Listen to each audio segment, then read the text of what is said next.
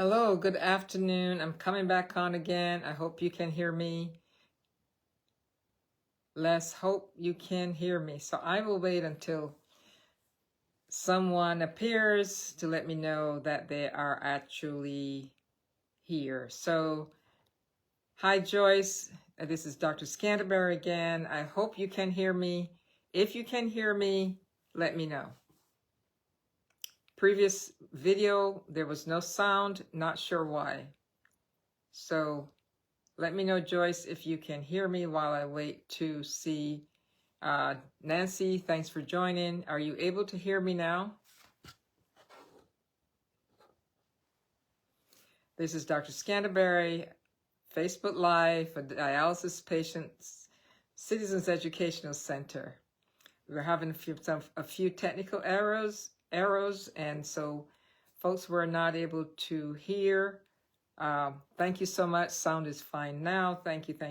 We have lost a little bit of time, but again, it's October. We're into the fall. And as I was saying before, this is Breast Cancer Awareness Month. So it's important to make sure that you're up to date with your mammogram and cancer screening. Knowing that if you are on the transplant list, you need to keep up to date with your cancer screening, which includes your mammogram. If you're not on the transplant list and you're thinking about getting on the transplant list, and for everyone, make sure if you have others in your family, we want to make sure that we as women protect ourselves from as much as possible with an annual mammogram cancer screening. So we want to be able to get that so we can, stay cancer free. Some people do not feel any masses or lumps in their breasts, and they get a mammogram and you see an abnormal area. So it's very important that even though you, through self-examination, may not feel any lumps or firmness in your breast, it's still very important to get your mammogram. Cancer of the breast can also present as a skin infection. It may look what we call peau d'orange. It gets red and the follicles sort of lumpy like the skin of an orange. That's also a type of breast cancer. So you want to make sure if you think you just have an infection in your breast or some cellulitis in the area, let your doctor know, because that can also be have something lurking or hiding behind that portion. So one of the points that I mentioned earlier, if you have a strong family history of breast cancer, you may be at risk. So you want to let your doctor know, because you may qualify for an earlier than normal mammogram to decrease your risk. So it is important that even though the insurance may not pay for that mammogram until you're 35, then but you can still get it earlier if you have high cancer risk, mother, siblings, immediate aunts and mothers, so that you have a lineage of knowing that you may have that risk. Some families have what's called a BRCA gene, and so you can be genetically tested earlier than that if you have a very, very strong family history.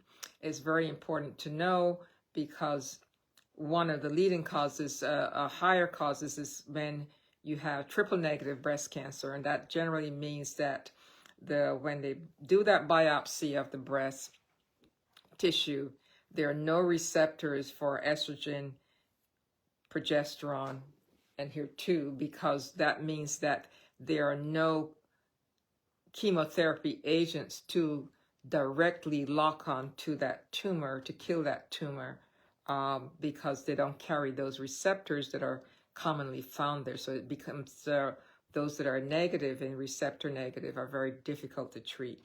So you want to know that, you want to know that up front. So you want to be able to, if you're waiting for a transplant, if you've been on there 5 years, you can make sure you're up to date with your cancer screening, and also your colonoscopy and other things. So as I said before, some breast cancers are associated with ovarian cancers, so it's always important. Unfortunately, some of us don't know, because our families there are not very open with who had who had cancer and who didn't have cancer. So there's always this mystery of my mother died of cancer. I don't know what she died of, or my aunt or uncle. So knowing your family history is also very important, because it also lets you know what you are at risk for. So again, I'm Dr. Scandaberry, the medical consultant for Dialysis Patients Citizens Educational Center. Thank you all for watching. Let me know if you have any questions. Also, as we go into the fall, it's also important to get your vaccination.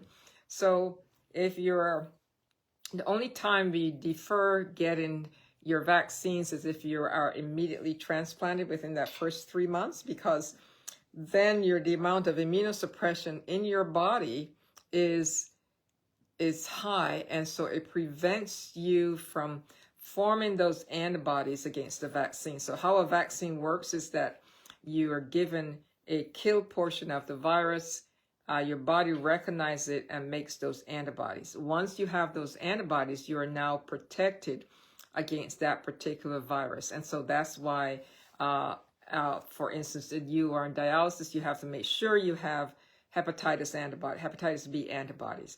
When your body is immunocompromised, you don't make those antibodies as easily. And so for some patients on dialysis, they have to get a second series of hepatitis B shots so that your body can mount that response by forming antibodies. If we've had those antibodies from our Hep B vaccine that we have 5 years ago, they should still be around. But some people, as you get older, your antibodies wane over time. So whether it's hepatitis B, whether it's the flu vaccine, whether it's RSV, or even COVID. Some people say, why do I have to get a flu vaccine every year?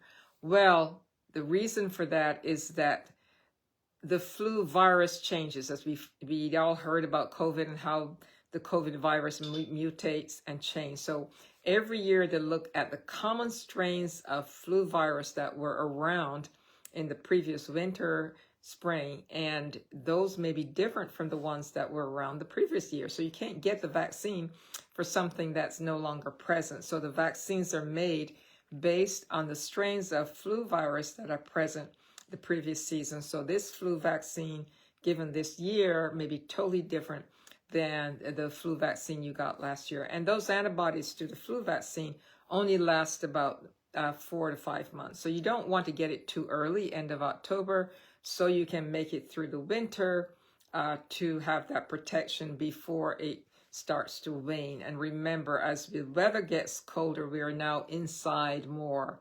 And so when we're gathered more inside, we're not outside any longer because the weather is getting cooler. We then put ourselves at risk for viruses. Kids are back to school, and they're bringing home all kinds of upper respiratory infections. And so if you have young kids or grandkids and you're in contact with them, you will find that you may constantly get ill because they're exposed to a whole lot of viruses and bacteria when they're at school, and they can bring them home to you. And that's why it's important to make sure you, as either a patient on dialysis or even transplant, you are more immunocompromised, meaning that your immune system is dampened and you are at risk because you cannot, just as you have difficulty making antibodies against hepatitis B, you may have difficulty making antibodies against common viruses, and therefore you are not protected. So get your flu shot, get your COVID shot, and also check with your doctor to see whether you've had your updated pneumonia to protect you as well. Certainly the age for RSV has now been raised to 75, and that's respiratory syncytial virus. And so you want to make sure, but if you are between the ages of 60 and 74 and is high risk, and I think most dialysis patients will fall under that category, that you may be eligible for the RSV as well. So thank you so much.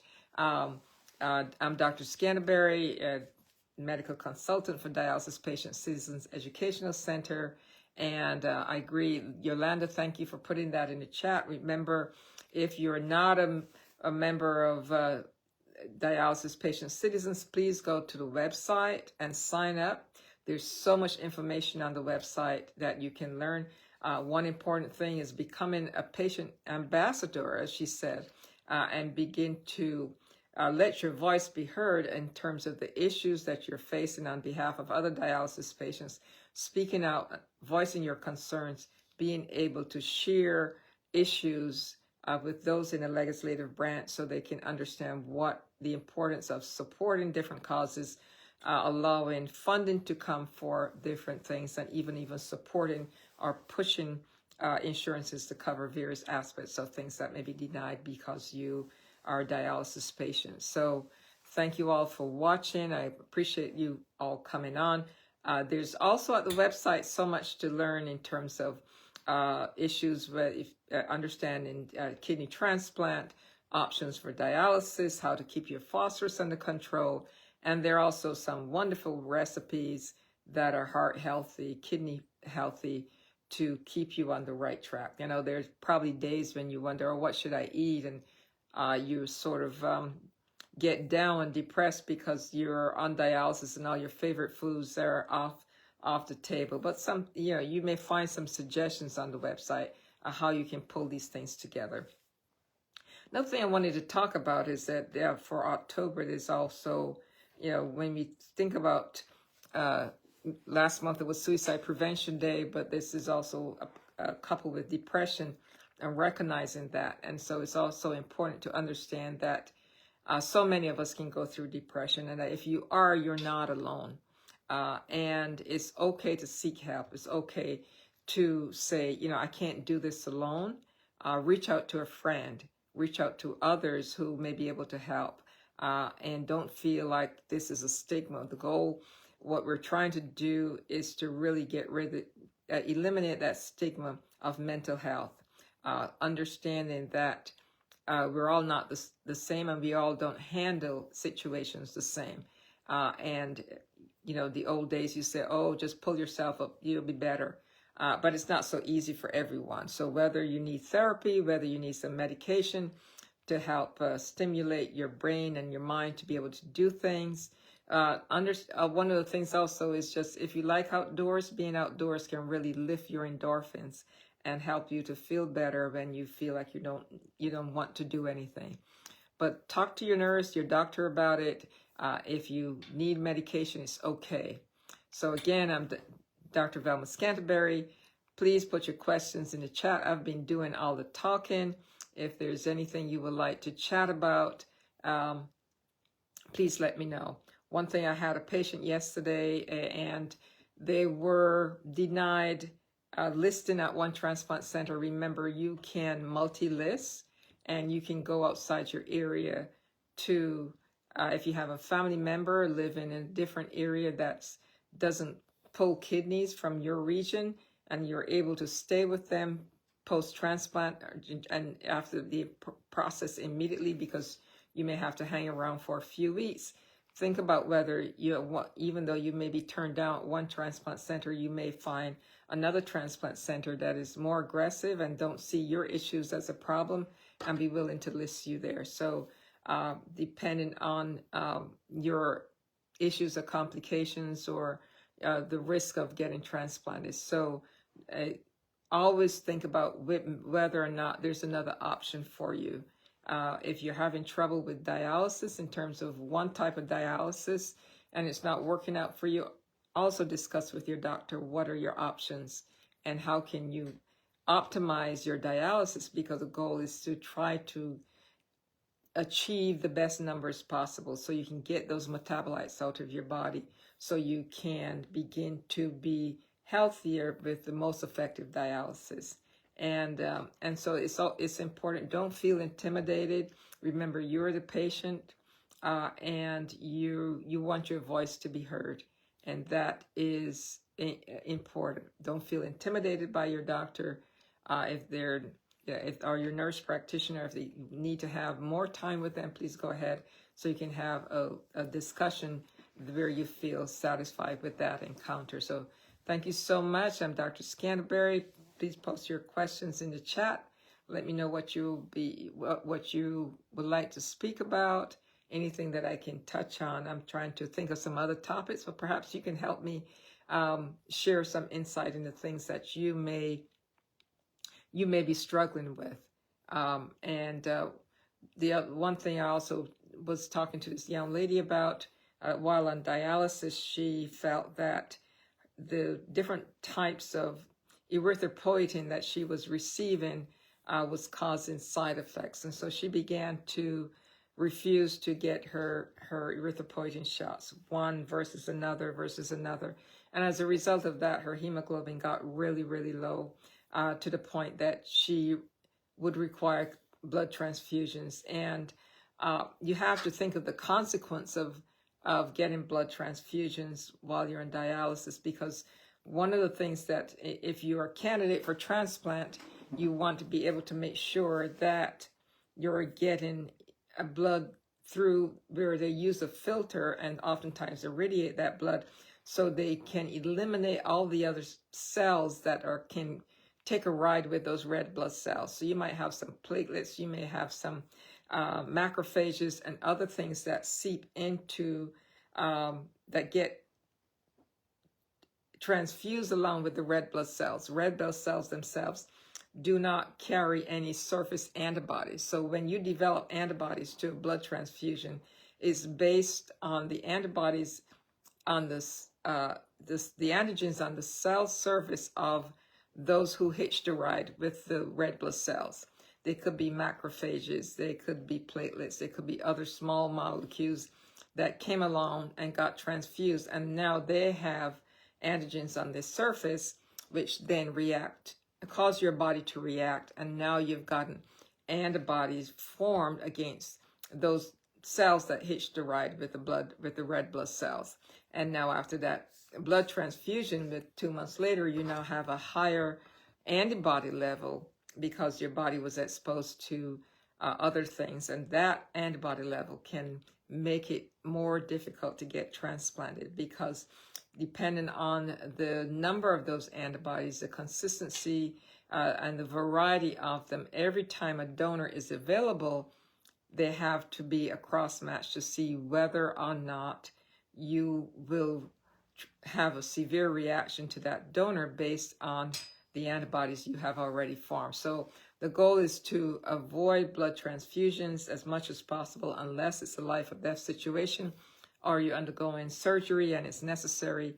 But as a potential transplant patient, make sure you ask your doctor to make sure the blood is irradiated and that a special filter is being used to trap those cells before they get into your body and cause reactions. So sometimes the doctors themselves may not realize that, or they may not know that you're a potential candidate. You're coming in for surgery, and okay, let's give her some blood because her hemoglobin is low, knowing that dialysis patients normally have a low hemoglobin, and so it becomes important to keep that information to voice to them before you get blood. Protect yourself, and this is important to understand that not everyone will be thinking about that while you're undergoing your procedure or whatever may be being done. So thank you guys for coming on. I see there's some new people there, but I appreciate you being here. We got a few minutes left. I'm Dr. Scanterbury from Dialysis Patients Educational Center.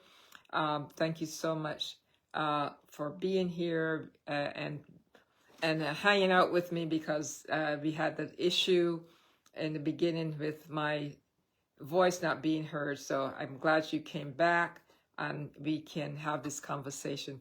I'm talking a lot, no questions, but I'll continue to think of things that were important for you as you go through. So we know this is October. We talked about getting your shots. We talked about keeping up with your cancer screen. And for the men out there, making sure and the women get your colonoscopy, because that's important. Can't get on the transplant list. And while you're on the list, if you have polyps, you may need to do it every 3 to 5 years, depending on the size and the location of those polyps. And also getting your other cancer screening, maybe is whether it's your lungs. If you've smoked for more than 20 to 30 pack years, you may need a cancer screening. study of your lungs, and also for the men, their prostate. So after transfusion, if protein is 16.5, what are the options for rectifying? So generally it will come down on its own in terms of, that is a very high protein. I'm not sure how, unless they gave you some IVIG or some other things during the blood transfusion, but generally you want to make sure that if you have such a high protein level, that your doctors check to make sure what is the makeup of that protein. And there are different types of protein to look to see whether or not there's another process undergoing, happening at the same time. It may not necessarily be the result of the blood transfusion, but it may have played a role in that. So very, very good question. Appreciate that. But it requires another step further to look at the makeup of the various proteins to make sure that you don't have any myoglobinuria or something like that. So check with your doctor in terms of looking to see what's the cause there. Don't have an immediate answer without knowing other factors surrounding that question. So thank you all. We've come to the end of this hour, and I appreciate you all hanging out there. You can also send questions to me via the Facebook or Instagram page. And if you have any other questions or things that you would suggest we talk about next month, please let me know. So have a great day. Thank you for hanging out with me for this 30 minutes or less, since we were somewhat late getting on due to technical issues, but I do appreciate you from being here. So have a great day. Enjoy your day. I'm on dialysis now for 7 sessions already. Can I still go for kidney transplant? Absolutely. Dialysis is not a necessity to go for a transplant. You should know about transplant. You can know about transplant. You can avoid dialysis altogether if you know and get worked up before you hit transplant. So go for it. Tell your doctor you want to be evaluated, and you can go through the process without getting a transplant or being evaluated. It's not, dialysis is not a requirement. You can avoid it altogether. So Annie, I hope your doctor had explained that to you, but if not, tell them you would like to be evaluated for a transplant. Thank you so much, everyone. Have a great day. Thanks, Jennifer, for your vote of confidence.